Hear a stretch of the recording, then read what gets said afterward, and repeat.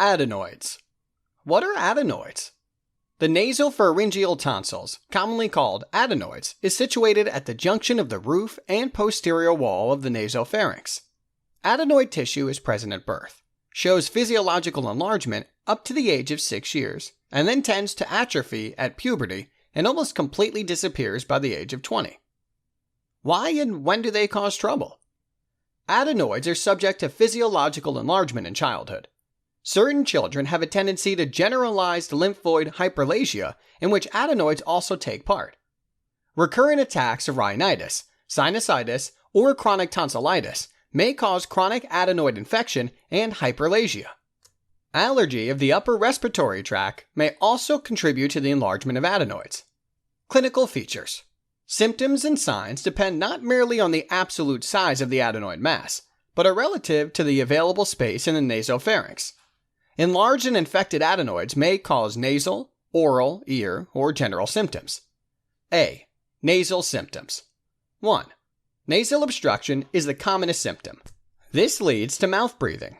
Nasal obstruction also interferes with feeding or suckling a child.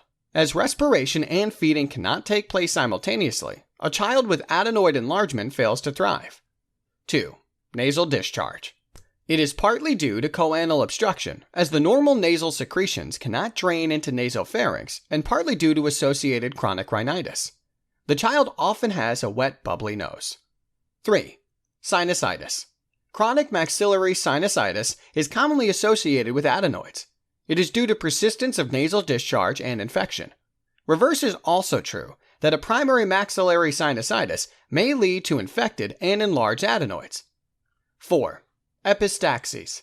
When adenoids are acutely inflamed, epistaxy can occur with nose blowing. 5.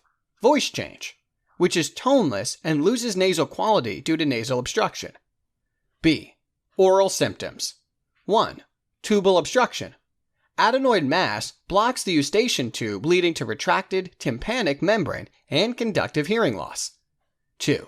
Recurrent attacks of acute otitis media or infection of middle ear may occur due to spread of infection via the eustachian tube, because the eustachian tube is blocked due to adenoids hypertrophy. 3.